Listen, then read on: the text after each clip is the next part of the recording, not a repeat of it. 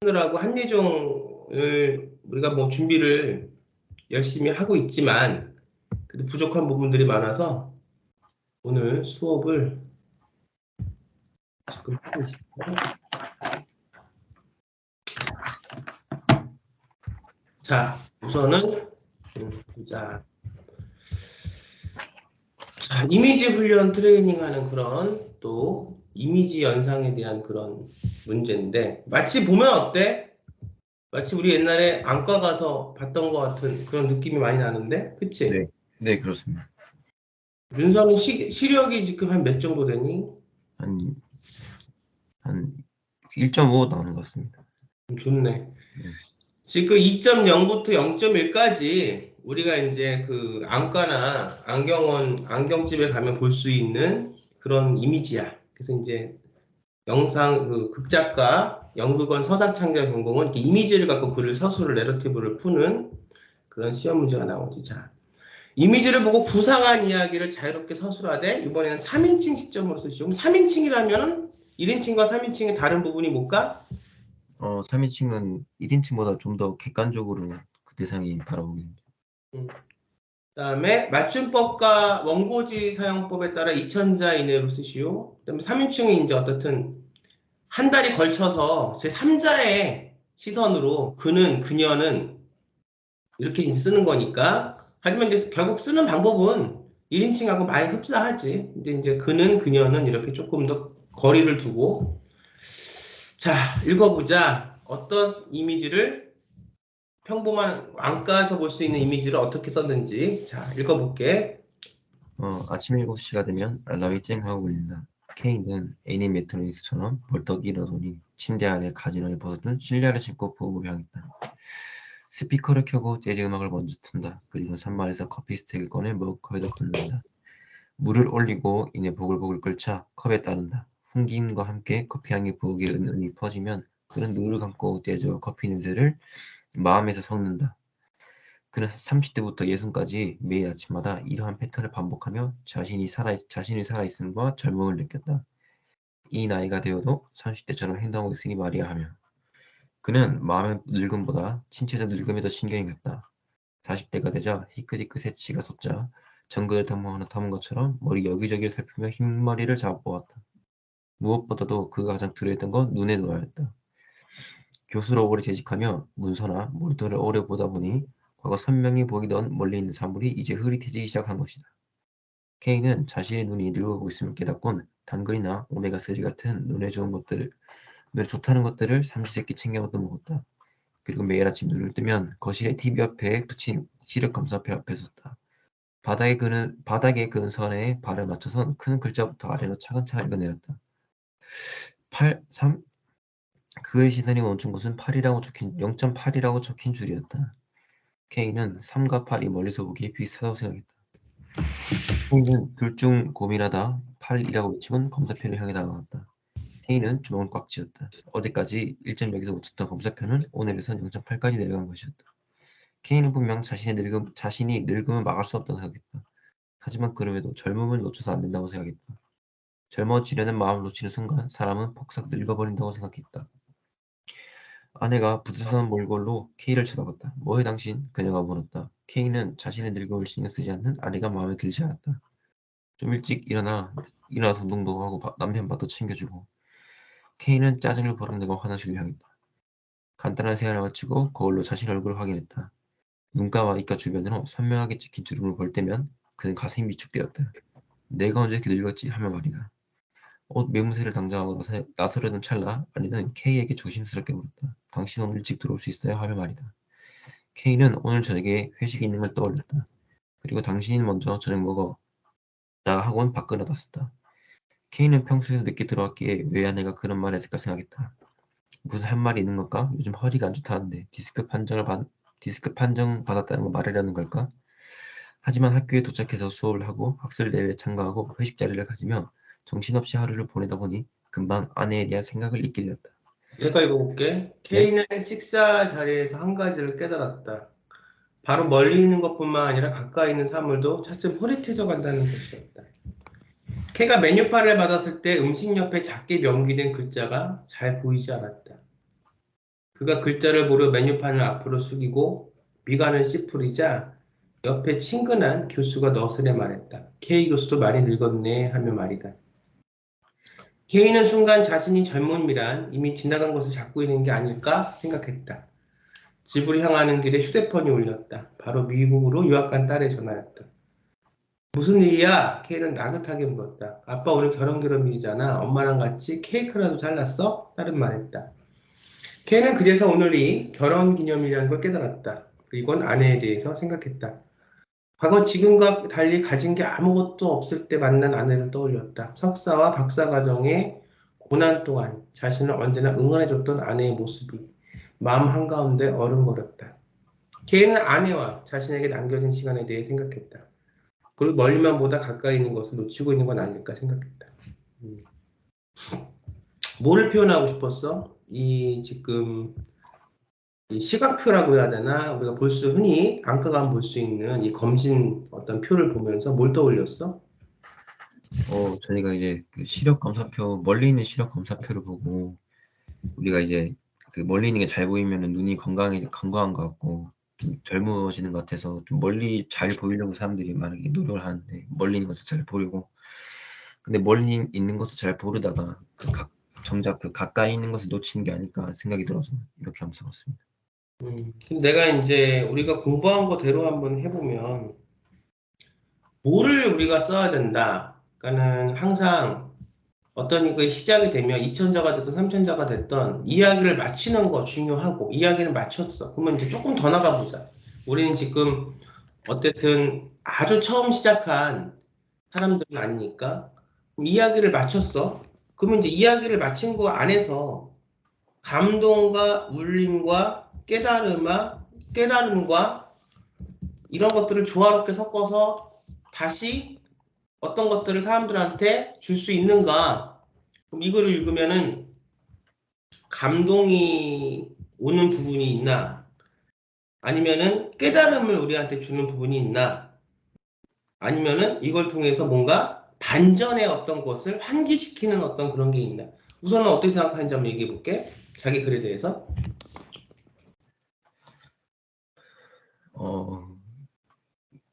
그래도 이걸 좀 깨달음의 그 글을 좀 생각해서 그래서 마지막에 그 K라는 인물이 그리고 안에 멀리 있는 것보다 가까이 있는 것을 놓치는 게 아닐까 이렇게 깨닫는 걸 좀 넣고 싶긴 했었습니다. 내가 저번 시간에 장르에 대해서 이제 이게 좀 네, 다 끝나고 좀 신춘문예도 좀 끝나고 하면 이제 입시도 끝나면 장르 소설에 한번 도전을 해보자 이렇게 얘기를 했는데 지금 이것만 놓고 한예종을 붙을까요 떨어질까 얘기하면 이건 떨어져. 잘 썼는데도 떨어져. 잘 썼어. 이야기도 끝맺었고 다 잘했어. 왜 떨어졌을까? 재미가 없어서 떨어졌던 것 같습니다. 그래서 재미를 찾는 건 아닌데 우선은 너 혼자만 시험을 보는 게 아니라 경쟁률이 치열하지. 그러면 우리가 이제 절대평가 미국처럼 다 뽑아놓고 안 되는 놈들을 이렇게 잘라서 졸업을 안 시키는 구조가 아니라 우리나라의 입시 구조는 경쟁을 시켜가지고 상대평가를 해서 붙여놓고 그 다음에 이제 미국과 달리 졸업은 좀 열심히만 하면 시켜주는 그런 구조지. 예전에 그 포도 무슨 국수지? 그 쟁반국수인가? 처음에 나하고 만났을 때 잔치국수였던 것 같습니다. 잔치국수 같아. 잔치국수 같은 처음에 우리가 했던 지금 요번에 어저께 냈던 그 공모전 신춘문예 네, 거기서도 이제 내가 고치라고 해서 너가 연결시켜서 고쳤던 주제가 뭐였어? 내가 전전 시간에 그걸 내기 전에 퇴고하기 전에 뭘 고치라고 그랬지? 우리가 흉터라는 소설을 고칠 때 어떤 거를 내가 고치라고 그랬어? 흉터라는 그 내용이 그래도 잘 보인다라고 이렇게 말씀하셨습니다. 조금 더 구체적으로 얘기해봐. 흉터라는 어떤 내용이 글이 잘 보여준다 얘기했지? 흉터란 내용이 그래서 계속해서 언급되고 탐구되면서 그리고 난 다음에 이제 마지막에 흉터에 대한 결론을 이렇게 지어야 된다고 말씀하셨습니다. 이야기가 발단, 전개, 절정, 결말을 갖고 쭉 꼬아서 뭔가가 딱 이렇게 앞에서 나왔던 그 어떤 갈등의 씨앗을 찾아가면서 결말에서 그게 풀어지는 구조. 이건 이제 충분히 배웠단 말이야. 자, 이거를 조금 더 각색을 해볼게. 이걸 좀 더 시험에 붙을 수 있게. 또 시험에 붙는다는 것도 중요하지만 조금 더 대중들과 이 글을 통해서 소통할 수 있게. 나 그렇게 얘기를 해, 항상. 소통하는 글이 좋지. 뭘 하든지 소통이 좋지. 자, 이거를 썼을 때 던졌던 질문이 뭐였지? 항상 선생님하고 공부했을 때 질문하기와 답하기, 그 다음에 주제 찾기. 이거는 기본이야. 이거는 어떤 공부를 해도 산문에서, 소설에서 기본인데, 시나리오도 마찬가지야, 사실은. 자, 질문이 뭐였지? 질문은 그냥 우리가 늙어가면서 그 어떤 것을 삶에서 어떤 것을 놓치고 있는가였습니다. 그래서 어떤 것을 놓치고 있다고 결말이 나왔어? 그 삶에서 우리가 늙어가면서 가까이 있는 것들을 좀 가까이 있는 것들의 소중함을 좀 잃게 되는 것 같다 이렇게. 내가 가리킬 때, 질문을 던질 때 큰 거를 던지고, 답을 찾을 때 큰 답을 찾으라고 그랬어? 아니면 질문을 정확하게 하나를 던지고, 내가 예를 들어서 하나님을 믿는 이유가, 하나님을 믿었던 첫 경험이 뭐였나라는 어떤 질문을 던졌을 때, 거기서 어떤 이유 때문에 내가 하나님을 믿게 됐다든지, 이렇게 구체적으로 질문을 던지고 구체적으로 답을 찾으랬어? 아니면 이렇게 추상적인 질문을 던지고 추상적인 답을 찾으랬어? 구체적으로 알아줬습니다. 근데 지금은 우리가 공부한 대로 안 됐지. 네. 그러면 자, 다시 해보자. 이 수업이라는 것은, 레슨이라는 것은, 공부라는 것은 이렇게 해서 내 자신을 더 단련시켜 나가는 거니까. 자, 다시 볼게. 이걸 보고 어떤 질문을 구체적으로 던질 수 있을까? 아,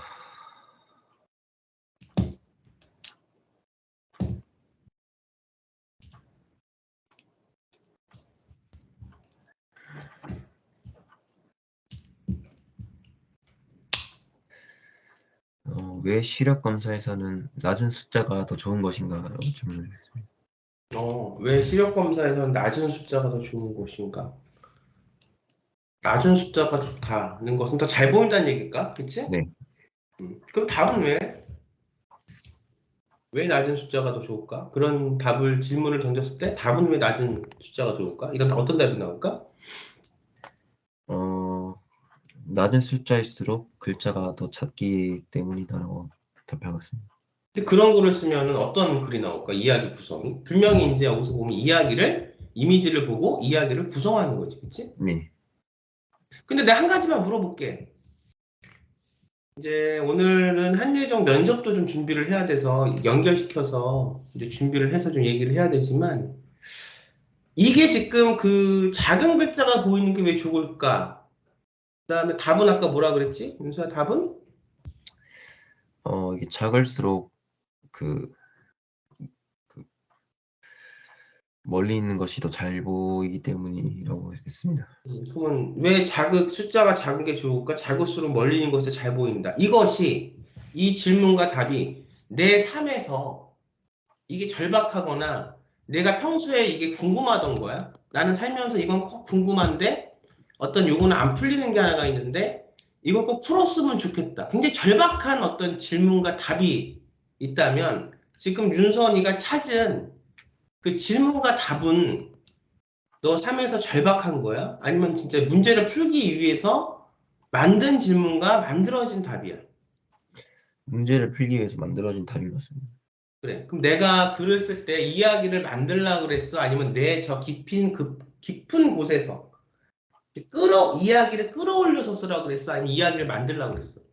이야기 끌어올리려고 하셨습니다. 다 안 해. 네. 어저께 저기 단편 퇴고하느라고 지금. 근데 사실은 그거보다 시간이 없어서 어저께 그냥 낸 거지.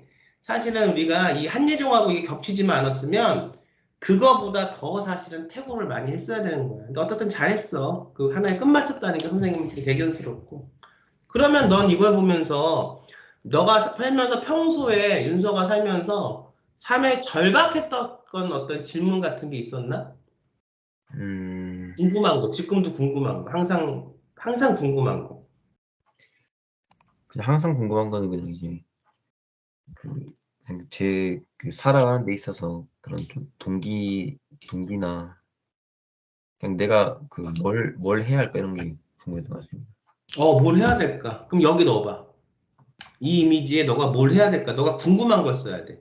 그랬을 때 그 이야기는 물론 이렇게 하나의 어떤 좋은 우화 같은 이솝우화 같은 글을 써도 나쁘진 않지만 사실 이런 데 가서 입학시험으로 붙이려면 탁월해야 돼. 이 탁월하다는 것은 반대로 말하면 내가 가장 잘하고 내가 가장 궁금했던 걸 쓰는 거야. 아주 내가 절박한 걸 쓰는 게 굉장히 탁월해질 수 있거든. 그러면 이걸 갖고 너의 궁금증을 이 이미지에 넣어봐.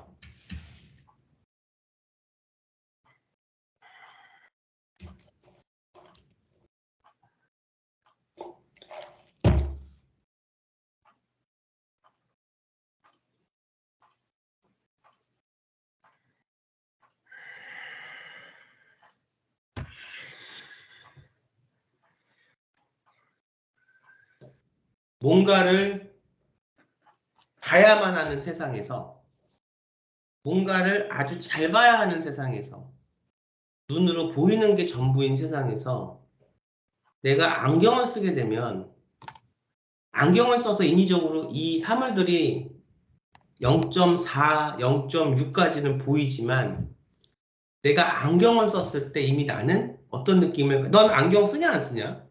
저는 안 씁니다. 안 쓰지. 나는 네. 안경을 이제 어릴 때부터 써서 느끼는 게 굉장히 내 자신이 이 안경을 씀으로써 뭔가 이 세상의 규격에 맞지 않는 사람이 되는 것 같은 걸 느꼈어. 어렸을 때. 이건 안경을 써본 사람은 그걸 느낄 수 있는 건데.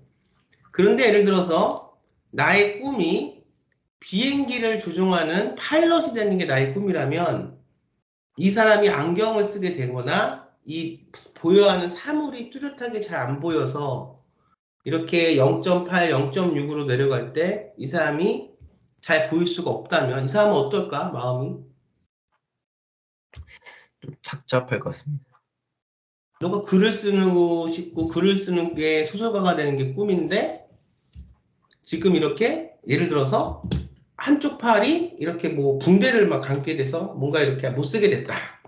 그래서 한쪽 손으로라도 타자를 쳐야 된다.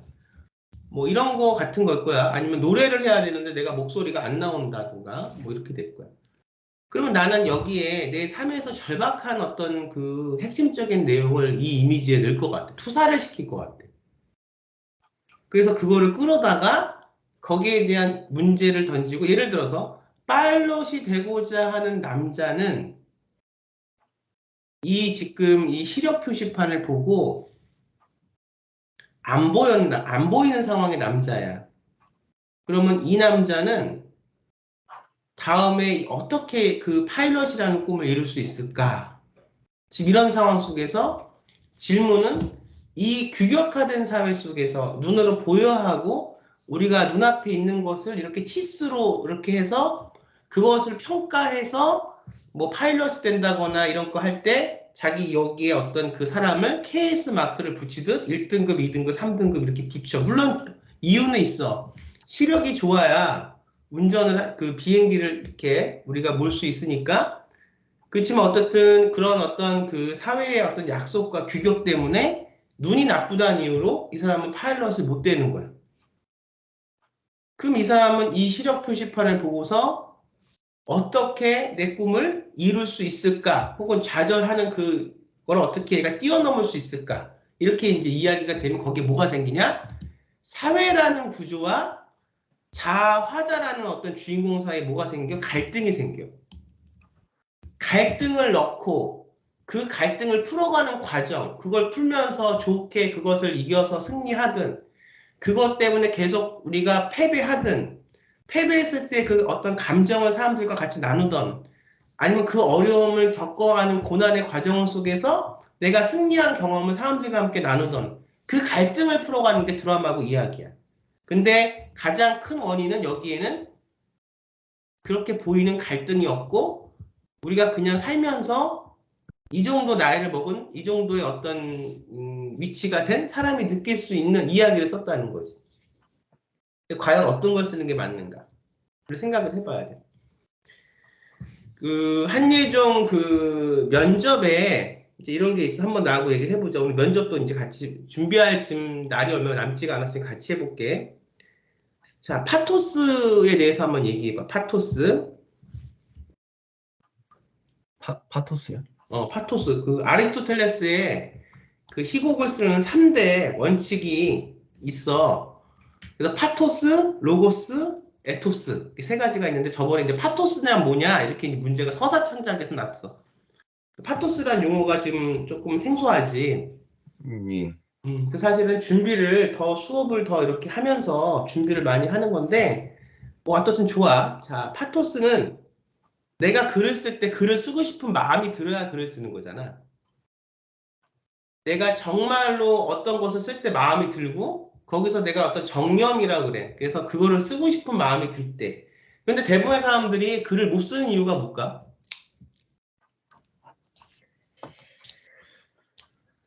그, 쓰고 싶은 마음은 있어도 그 쓰고 싶은 마음을 그 글이라는 하나의 가시화된 형상체로 잘 그 표출하지 못하기 때문이라고 생각합니다. 재능이 없거나 게으르거나 또 쓰고 싶은 게 없을 수도 있어. 그 너가 지금 어저께 퇴고를 하고 내가 볼 때는 모든 힘을 거기에 다 실은 것 같아. 근데 오늘 나도 이 수업을 잡지 않다가 잡은 거는 뭐냐? 이게 사실은 내일 모레 시험이 한예종 시험이 아니면 오늘 수업은 내가 안 했지.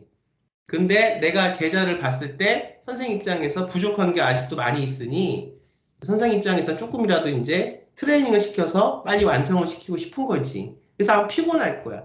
내가 몸이 피곤하면 다 만사가 귀찮아. 그래서 쓰고 싶은 게 안 보일 수도 있는 거야. 근데 파토스는 뭐냐? 그럼에도 불구하고 내가 쓰고 싶은 게 보여야 된다. 아리스토텔레스의 아리스토텔레스는 이제 우리가 보면은 굉장한 그 희극 작가면서 철학자였지. 첫 번째가 파토스, 쓰고 싶은 정념, 열정이 있느냐, 그것이 무엇이냐. 두 번째, 로고스는 뭐야? 로고스는 아마 들어봤을 거야. 로고스는 좀 논리적으로 이걸 풀 수 있느냐 그런. 쓰고 싶은 게 있어도 이걸 논리적으로 못 풀면 안 돼. 이런 지금 이미지를 갖고 이야기가 맞게 기승전결에 맞춰서 논리적으로 풀어야 된다, 로고스는. 그럼 에토스는? 사람들 마음에 감동을 줄 수 있느냐 그런. 아니, 에토스는 감동보다도 에토스는 뭐냐? 내가 이 글을 쓴 게 사회 규범에 들어맞는 건가? 습관의 관습에. 우리가 아무리 진짜 글을 잘 쓴다 해도 그것이 우리가 갖고 있는 관습이나 언어적 문화나 생각과 너무 이렇게 다르면 공감을 얻어낼 수가 없고 또 이거는 어떤 작가의 입장에서 보면 약간 자기 검열 정도의 어떤 그런 부분에 포함되기도 해. 이 세 가지가 파토스, 로고스, 에토스야. 자, 면접하고 이어서 한번 해볼게. 오늘은 이제 얼마 안 남았으니까. 이 글에서 너가 쓴 것만 갖고 좀 해볼게. 주인공을 이렇게 설정한 이유가 뭔지 한번 얘기해 보세요. 면접은 간결하게 그 면접관들이 물어보는 것을 아주 캐치해서 핵심만 얘기해야 돼. 주저리 얘기하면 안 돼. 한번 얘기해 보자. 면접이라고 생각하고. 지금 이 글에서 주인공을 이렇게 설정한 이유가 뭔지 한번 얘기해 보세요. 저는 이제 그 우리가 살아가면서 그 일상의 무료함이 지쳐서 늙어간다는 것을 인지하지 못하는데, 근데 그 늙어가는 것을 가장 인지할 수 있는 시기가 신체적으로 노화가 가장 급격화되는 60대라고 생각을 해서 이렇게 60대라고 생각했습니다. 좋아요. 실제로 면접할 땐 좋아요 이런 얘기는 안 해요. 자, 그 다음에 글을 쓸 때 가장 먼저 본인이 생각하는 게 뭔지 한번 얘기해 보세요. 어, 글을 쓸 때 가장 먼저 생각하는 것은 제가 여기다 어떤 목소리를 담고 싶어 하는지를 좀 먼저 생각하는 것 같습니다. 그래서 저는 좀 늙어간다는 것을 먼저 생각했고, 그다음에 늙어갈 때 우리가 무엇을 놓치고 살아가는가에 대해 생각했고, 그래서 우리가 늙어가면서 가까이 있는 것들을 좀 많이 놓치는 것 같아서 그걸 좀 시력 검사표와 연관시켜서 이렇게 글을 쓰는 것 같습니다. 글을 쓸 때 내가 물어본 건 가장 먼저 생각하는 게 뭔지를 물어봤고, 너는 지금 이 글에 대해서만 답을 했는데, 자칫 그러면은 너가 지금 가장 글을 쓸 때 머릿속에 있는 그 화두는 60세 늙어간다는 것에 대해서 너가 굉장히 머리에 지금 화두가 잡혀 있구나 이렇게 생각할 수 있어. 글을 쓸 때라는 건 이걸 떠나서 지가 글을 쓸 때 정말 필요로 하고 의문스럽고 그 글을 쓸 때 너 머릿속에 있는 화두가 뭔지를 물어보는 거야. 근데 60대에 늙어가는 노인에 대한 이런 어떤 감정에 대한 게 주로 너의 글을 쓰는 화두야? 아닌 것 같습니다. 내가 아는 드라마 작가 중에 한 명은 지금 어떤 그 블루오션을 노리냐면 우리가 앞으로 이제 그 다 나이가 먹어서 이제 노인이 될 거니까 우리가 노인 세대가 더 많아질 거니까 옛날에 그 하이틴물 쓰듯이 이제는 노인들 드라마 쓰겠다는 거 이 사람은. 왜냐면 그 관객들이 노인들이 많아질 거니까 노인들 드라마만 자기가 쓰겠다고 그러더라고. 그런 식으로. 근데 넌 아니잖아. 예. 다시 해볼게. 글을 쓸 때 가장 본인이 중요한 거. 내가 글을 쓰는 의미는 뭔지 한번 다 얘기해 보세요. 어, 제가 이제 글을 쓰는 의미는 저도 이제 글을 쓰면서 제 자신에 대한 성찰도 많이 했고 도움 같은 거를 많이 받았는데 그래서 글을 쓰면서 그냥 저 옛날에 저처럼 좀 심적으로 힘든 사람들이 제 글을 보고 어느 정도의 그 위안이라도 얻을 수 있기를 바라는 마음으로 글을 쓰는 것 같습니다. 그렇게 얘기를 많이 해. 근데 지금 우리가 그 글을 쓸 때 여태까지 원동력, 힘이 됐던 그 원동력이 뭐였나? 그냥 내가 누구인가와 내가 어떤 존재로서 역할을 할 수 있는가였던 것 같습니다. 음. 그러면 그게 너가 글을 쓰는 진짜 의미라면 다시 한번 얘기를 해볼까? 저는 이 글을 쓰면서 그제 자신이 어떤 존재인지 알아가기도 하고 그다음에 제가 궁금했던 것에 대한 답을 찾아가면서 삶에 조금이나마의 그런 목적성을 가지고 있는 것 같습니다. 그래. 그러면 그걸로 해서 다시 이걸 해봐. 내 자신이 누구인가를 찾는 거다. 노인 얘기는 나중에 하고 그게 지금 너가 관심 있는 분야가 아니잖아. 내가 아는 드라마 작가처럼 이제 블루오션이 금방 노인들이 많아질 거니까 60살 이후에 드라마만 노인들이 보는 드라마만 나는 쓸 거야. 그것도 하나의 블루오션이니까 개척할 수 있는 거지만 원래는 지금 우리 윤서가 갖고 있는 작가가 하는 그건 아니잖아. 그러면 너가 지금 말한 거대로 이거를 그러면 다시 한번 시험 문제를 처음 받았다고 생각하고 다시 한번 요리해봐. 어떻게 쓰면 될까?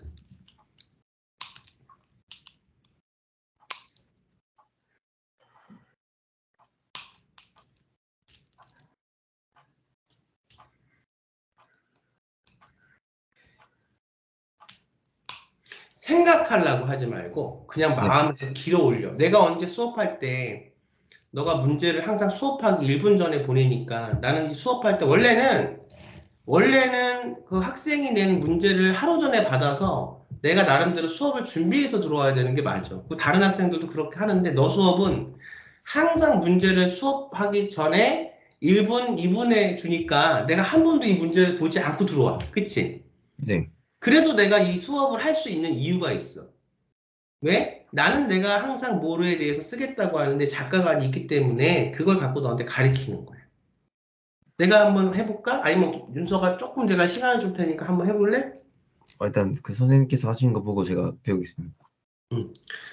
나는 아까 얘기처럼 내가 사는데 방해물이 되는 게 내 시력이야. 근데 혹시 삶에서 진짜 그것이 시력일 수도 있고 다른 걸 수도 있어. 나는 내가 만약 노래하는 성악가가 되고 싶은데 노래를 목소리가 안 좋다거나 또 나는 내가 아주 뭐 배우가 되고 싶은데 외모가 뭐 물론 배우가 외모만 중요한 건 아니지. 이렇게 살면서 내가 하고 싶지만 그것이 어떤 타고난 재능, 선천적인 것이나 사회적인 카테고리로 인해서 못하는 경우들이 많아. 이건 나뿐만이 아니라 모든 우리 대중들이, 모든 독자들이, 모든 관객들이 다 윤선호도 마찬가지고 경험하고 있는 것들이지. 근데 이 상황 자체에서 보면 파일럿이 되고 싶은데 지금 시력이 안 나와. 그러면 내가 뭔가가 되고 싶은데 이 현실적인 이 숫자의 상황들이 나를 가로막는다. 우리는 이건 꼭 시력뿐만이 아니라 많은 삶에서 점수가 안 나와. 내신이 안 나와. 수능 점수가 안 나와. 뭐가 점수가 안 나와서 회사도 못 가. 이런 경우들을 많이 우리는 발견했을 거야. 여기도 윤서는 여기까지 동의하지. 윤서도 그런 점이 있지. 살면서. 예. 성적이 안 나와서, 뭐가 안 나와서, 그런 식으로. 그러면 어떻게 할 건가? 두 가지 갈림길이야. 하나는 포기하고 말아. 포기하고 말아. 근데 그 포기라고 하는 것은 내가 새롭게 다른 내가 할 수 있는 어떤 것을, 의미 있는 것을 찾아서 가는 게 아니라 그냥 포기하는 거야. 그러면 그 포기한 사람의 인생에는 우리가 같이 나누고 같이 뭔가 얘기하고 같이 우리가 읽을 수 있는 그런 서사와 텍스트가 있을까? 포기하는 거는 없을 것 같습니다. 근데 작가에 따라서는 포기하는 이유에 대해서 쓰는 사람도 있을 거야. 포기할 수밖에 없는 이유. 그렇지? 사람마다 보는 관점들이 다르니까. 근데 나는 포기하는 것보다 이걸 통해서 내가 할 수 있는 거를 찾는 이야기를 한번 써볼 거야.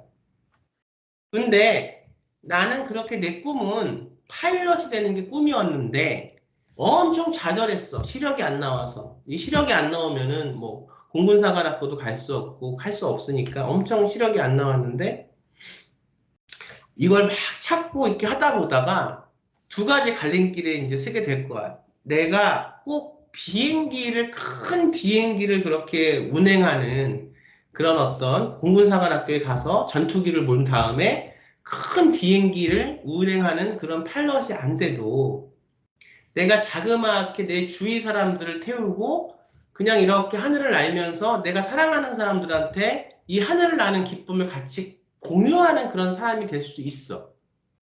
꼭 공군사관학교를 안 가도 또 이렇게 경비행기 정도는 조종할 수 있는 파일럿이 될 수 있는 길이 있고, 하나는 그러는 과정에서 내가 다른 길이 보이는 거야. 아, 파일럿이 돼서 비행기를 운행하는 것도 있지만, 내가 이것과 좀 다른 어떤 길을 찾게 되고, 그런 길 속에서 내 재능이라는 게 원래 그런 것이 아니라, 나의 어떤 내가 하고 싶었던 거는 좀 달랐지만, 이렇게 지금 이 시력표가 안 보이는 이런 어떤 일로 인해서 내 재능하고는 내가 하고 싶었던 거하고는 전혀 다른 길을 찾게 됐어. 그러니까 나는 지금 향수를 만드는 조향사의 길을 걷고 있는데, 이것 때문에 그래. 이게 시력표가 안 나오니까 공사나 파일럿이 될 수 없었어. 근데 이 조향사의 길을 겪으면서 굉장히 사람들한테 같이 소통을 하고 내 적성을 찾고 내 삶의 의미를 찾는 그렇게 우선은 쓸 수 있을 것이야. 그 다음에 한 단계를 더 들어가면 나는 이제 내가 이제 쓰는 기독교 소설로 들어가면 이거는 조금 이제 뭐 입시하고는 다른 영역일 수 있지만 나는 그걸 쓴다고 하면 나는 내 삶에서 나를 방해하는 요소가 뭘지 한번 곰곰이 생각해 볼 것 같아. 그 포인트를. 왜 이것은 내가 맨날 이렇게 하려고 하는데 이건 안 되고 내가 좋은 마음으로 이렇게 다가서는데 이건 왜 안 될까를 나는 생각할 것 같아. 한 지점에서 멈추고 우리 이제 한예종 기출문제를 보면은 큰 이렇게 원 하나 점을 하나 이렇게 백지에다가 그 검은 점 하나만 이렇게 동그랗게 딱 뚫어놓고 이거를 통해서 네가 쓰고 싶은 게 뭐냐를 묻는 문제도 있었어. 문제는 많이 있는데 시간이 없으니까 다는 못 다룰 것 같은데 그런 것 식으로 내가 딱 지금 인생의 한 순간에서 나를 가로막는 장애물들에 대해서 생각을 해볼 거야. 그러면 평소에 다른 사람들 같으면 이 장애물 때문에 항상 나는 안 돼. 이것 때문에 나는 글렀어. 이렇게 생각할 수 있지만 나는 반대로 왜 이거를 그렇게 날 가로막는지, 왜 이렇게 안 되게 자꾸 하는지, 어떤 그 힘이 뭔지를 생각해 볼 것 같아. 근데 나는 이제 그 하나님을 믿으니까 아, 이렇게 가로막게 하는 거가 바로 하나님의 어떤 뜻이구나. 그럼 이제 또 다른 얘기를 해볼게. 사람들은 아니 교회를 다니거나 하나님을 믿는 사람은 뭔가 잘 되기 위해서 옛날에 나를 가르쳤던 스승도 항상 이렇게 얘기를 했어. 그 사람도 절실한 기독교 신자인데 나한테 이렇게 얘기를 하더라고. 내가 이렇게 하나님을 믿으니까 너무 잘 돼. 이게 잘 되는 거 봐봐. 이렇게 나한테 얘기를 했어. 그럼 대부분의 사람들은 다 하나님을 믿어서 잘 되기 위해서 그것도 물론 나쁘지 않을 거야. 근데 내가 바라보는 관점은 좀 틀려.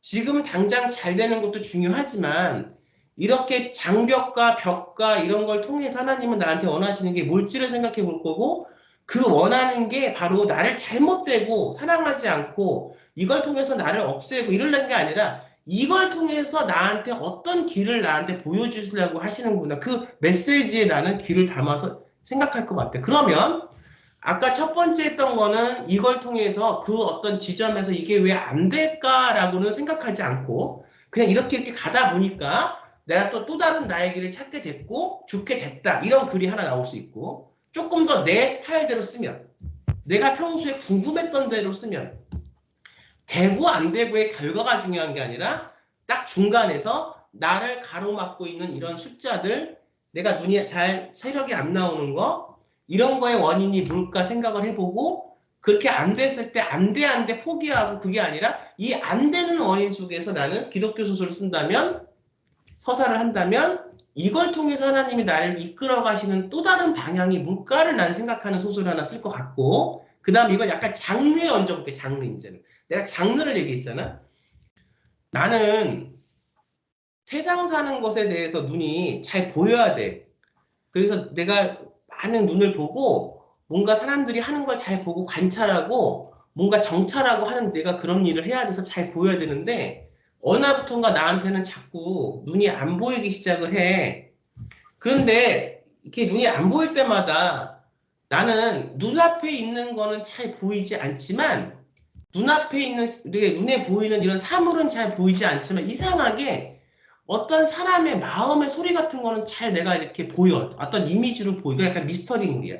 어떤 사람의 어떤 그 마음에. 근데 그 마음이 뭔지를 내가 잘 이렇게 보려고 하니까 눈앞에 있는 실제 사물은 보이지 않아도 눈앞에 있는 그 사람의 마음이 뭔지를 보니까 이 사람이 괴로워하는 것들이에요. 지난 세월 때문에, 내 실수 때문에, 혹은 내가 했던 말 때문에 나도 그렇게 하려고 하진 않았는데 이상하게 틀어져 버린 어떤 관계 때문에 괴로워해. 그 나는 이상해. 눈이 점점 안 보일수록 다른 게 보이는 건데 그건 그 사람의 마음의 이미지가 보이기 시작해. 그래서 내가 이제 안과에 가서 이런 얘기를 해. 의사한테 눈은 점점 안 보여서 괴로운데 이상하게 어떤 사람의 마음, 사람들을 만날 때 마음의 그 이미지가 보인다. 그러니까 의사는 웃어. 아, 정신과 한번 가보세요. 이제 그래. 근데 정신과를 갈까 말까 하다가 안 가. 그럼 여기서 지금 생각되는 건 뭐냐면 어떤 생각이냐면 아까 파토스, 에고스, 에토스 이렇게 얘기했잖아. 우선 나는 뭘 생각했냐? 현실적으로 사물이 눈에 보이는 것도 중요한 세상이긴 하지만 우리가 눈으로 볼 수 없는 것도 굉장히 많다는 거야. 이거 윤수한테만 물어볼게. 눈으로 볼 수 없는 것도 많다는데 그중에 우리가 어떤 게 중요한 게 뭐가 있을까? 눈으로 다 볼 수 없는 것들은 뭐가 있지? 그 어떤 사람의 마음 같은 건 눈으로 보기가 힘든. 그런데 사람의 마음을 우리가 왜 봐야 하지? 안 봐도 되잖아. 요즘 같은 때 그냥 뭐 자기 자신이 중요한데 다른 사람의 마음이나 다른 사람의 심정까지 그렇게 헤아릴 필요가 있나? 그 우리라는 존재가 이제 한 사회 속에서 그냥 한 개인으로서 존립할 수가 없고 그 모두가 이제 다 관계에 의해서 다 존재하는 대상들이기 때문에 그 관계에 얽힌 그 대상의 감정은 읽어내야 한다고 이렇게 생각합니다. 작가라는 것도 뭐 중요하지. 네. 이제 에토스적인 부분을 얘기했어. 근데 나는 이제 방황을 해. 그거 힘들어 하는데 왜 이제 힘드냐 가만히 봤더니 사실은 내 안의 것들, 내 안에 있는 그런 아픔들이 많이 있었는데 이 아픔들을 생각하고 꺼낼수록 시력이 자꾸 안 좋아지는 것 같다는 생각이 들어. 근데 어떻든 지금 왠지 모를 어떤 그 이유 때문에 시력은 안 좋아지고 있고 갈 때마다 시력은 점점 한 단계씩 낮아지고 안경을 이제 사서 껴도 아주 시력이 저시력이라서 잘 보이진 않아요. 근데 그럴수록 사람들의 어떤 이미지나 이런 것들은 허상들은 더 잘 보이고 굉장히 이런 어떤 상황을 겪게 되면 혼란스럽겠지. 내가 진짜 정신적으로 내가 뭔가 이상한 게 아닌가? 아, 진짜 내가 왜 이러지? 나는 진짜 어떤 이상한 사람이 아닌가? 혼란스럽겠지. 그러는 와중에서 어떤 사건을 겪게 돼. 사건은 뭐니 어떤 사건을 겪게 되냐면 나와 증상이 똑같은 사람을 만나는데 이 사람은 나하고 반대야. 처음에는 눈이 굉장히 안 좋았던 사람이고 눈이 안 좋았을 때 다른 게 보였어. 세상에 다른 것. 근데 이 사람은 사람의 마음이나 이런 게 보이는 게 아니라 눈이 안 좋으니까 이게 열리잖아. 귀가. 그러니까 새들의 노랫소리, 자연 가을날 봄바람 이렇게 살랑살랑 거리면 풀숲에서 나무들이 싹 하는 그런 소리 같은 게 너무 잘 들렸어. 눈이 안 보여서 오히려 이 사람은 좋았다는 거야. 태어날 때부터 눈이 잘 안 보였다. 아주 시력이 없는 건 아니지만 눈이 좀 안 보였고 잘 들렸고 그러니까 사람을 우리가 알기 위해서는 만져야 했고 촉각을 이렇게 해야 됐고 그랬었어. 근데 이 사람은 나하고 어느 날 반대가 돼서 갑자기 시력이 좋아지기 시작했다는 거야. 그래서 잘 보여. 막 1.0, 1.2, 1.5까지 올라. 근데 이 사람은 나한테 푸념을 해.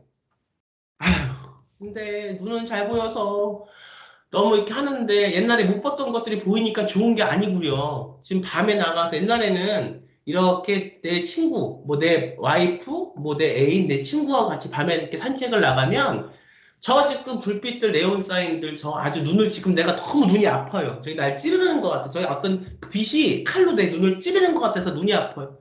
옛날엔 저게 안 보여서 나는 그렇게 마음이 편했어요.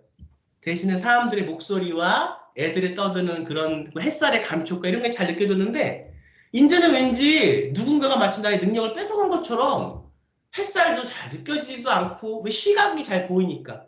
사람들의 어떤 그 욕하는 어떤 입모양, 뭐 사람들이 뭐 싸우는 거, 이게 너무 잘 보여서 너무 괴롭다는 거야. 와서. 이런 사람 하나 만났어. 이건 장치야. 미스테리를 쓸 때, 항상 장르를 쓸 때는 장치가 들어가야 돼.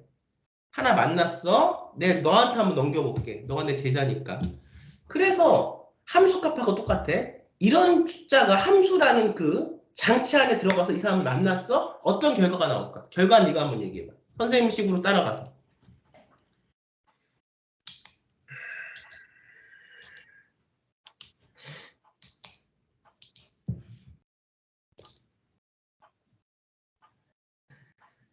이 사람이 얻는 깨달음이 뭘까? 집중해야 돼. 너가 지금 체력이 조금 약한 건 내가 알고 있어. 어저께 그 신춘문예 퇴고를 했기 때문에 힘들다는 건 난 충분히 인지해.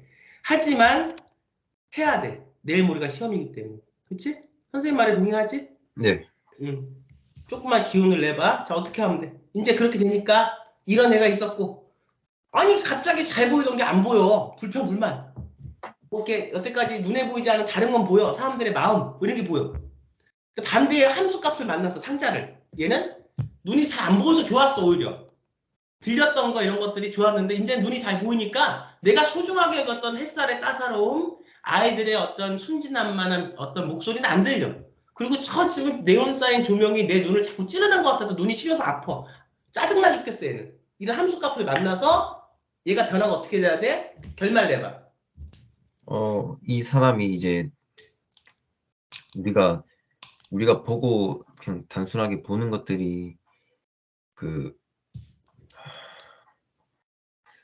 그냥 그 봄으로서 그치는 게 아니라 그 대상 이면에 있는 것들을 느끼고 이제 좀 들어야 한다라고 이렇게 결론이 낼 것 같습니다. 내가 이제 다시 딱 이렇게 이 시력을 검사하러 갔어. 앉았어. 근데 나는 가서 그래. 선생님, 시력판을 거꾸로 돌려주세요. 그러면 저 위에가 뭐가 있어? 0.1이 저 위에 있는 거고 2.0이 밑에 있는 거예요. 왜요? 아니, 돌려주세요. 그 얘는 지금 눈이 잘 안 보이잖아. 근데 이 사람을 만나서 얘가 느낀 게 뭐냐면 세상에 2.0부터 잘 보이는 거야. 계속 쭉쭉 0.1까지 0.1이 더 잘 보이는 건데 얘가 이제 느끼는 게 뭐냐? 내가 이렇게 눈이 안 보이는 어떤 환상, 어떤 그런 그 에피소드, 어떤 사건을 겪고 나니까 이제는 세상에 보이는 것보다 보이지 않는 것의 중요성이 있다는 걸 얘는 깨달은 거야. 그래서 바꿔주세요. 이렇게 싹 바꿔. 이 바꾼다는 것은 우리가 살고 있는, 사실 그렇잖아. 사람을 믿을 때 뭘 받고 믿지? 우리는 뭐에 의존하지? 사람들은? 시각형이니까 보이는 것에 의존하지. 예. 그 사람이 갖고 있는 어떤 물질적인 거, 그 사람의 위치. 그래서 우리는 그 보이는 걸 갖고 그 사람을 판단하려고 노력을 많이 해. 그래서 다 그것이 맞니? 보이는 것이 정말 그 사람이니? 아닙니다. 겉은 뻔지르하게 명품으로 휘갖고 다니고 뻔지르하게 하고 다녀도 그 사람의 마음은 얼마나 공허하고 심지어 얼마나 마음이 썩고 이런 부분들이 많이 있잖아. 그 나는 이제 거꾸로 이걸 딱 해서 뒤집는 거야. 눈에 보이는 것을 의존하지 않겠다. 이것이 안 보여도 그 너머에는 우리가 눈으로 보고 이렇게 하지 못해도 그 너머에는 더 중요한 어떤 가치가 있다는 것을 나는 깨달았다. 그래서 선생님한테 얘기를 해. 이걸 거꾸로 돌려달라고. 그러면서 얘는 거꾸로 읽어. 거꾸로 읽고 자리에서 일어나서 나가. 그 다음에 얘가 시력을 다시 되찾았는지 뭐 이 아이가 그 눈에 보이지 않는 어떤 것을 찾아서 그걸 통해서 뭐가 됐는지는 알 수 없지만 얘가 이렇게 나가는 뒷모습을 바라보면서 그리고 주인공을 그 어떤 그 눈이 지금 이렇게 안 보여서 사건을 당해서 지금 누굴 만나고 이런 사람으로 써도 좋고 만약 주인공을 평범한 우리 사람으로 쓴다면 나는 조금 더 창의적으로 쓴다면 안경원집에서 안경사나 아니면은 그 안과 의사나 난 이 사람을 써서 이 사람이 이 사람들을 관찰하는 과정에서 이 사람이 뭔가 변화가 식의 바꿀 수도 있을 것 같아. 그 하자 이 사람으로 둬서. 그럼 조금 더 창의로운 글쓰기가 될 것 같기도 하고. 그러면서 여기서 낸 소재를 완전히 바꿔버려서 보이는 것에 대해서 얘기를 한다면 나도 보이는 것에 대해서 얘기를 하겠다 하지만 2.0서부터 0.1로 내려가는 기존의 패러다임으로 보이는 것이 아니라 반대로 0.1서부터 2.0으로 떨어지는 다른 패러다임의 이야기를 한번 해보겠다. 내가 보이는 거는 규격적인 보임이 아니라 그 보이는 것 너머에 있는 또 다른 새로운 보임이다. 이런 패러다임을 끌어낼 것 같아. 이게 바로 뭐야? 이야기를 구성했지. 네. 이게 로고스야. 그리고 에토스는 그렇다고 해서 이게 사회적으로 내가 반하는 그런 얘기를 하는 게 아니지. 예. 그리고 쓰고 싶다고 하는 파토스가 있어야 되는 거지. 이런 능력이 조금 더 요구가 될 것 같고, 나야 세월을 평생을 문창가를 다니면서 공부를 했으니까 이 정도라도 나오는 거지만 너도 훈련하면 되는 거니까 지금 약간 지쳐있는 것도 있고 하지만 어쨌든 한예종에 가서는 최선을 다해서 일반적인 얘기 쓰지 말고 평소 너가 정말로 궁금하고 쓰고 싶었던 곳에 너의 파토스에 온 힘을 실어서 써야 된다. 그리고 주제, 그다음에 우리가 질문, 답. 또 하나가 뭐야? 거기에 대해서 발단, 전개, 절정, 결말. 알겠지? 예. 잠깐 끊고 다음 그 한예종 문제 기출 넘어갈게. 2분 있다 보자. 네, 감사합니다.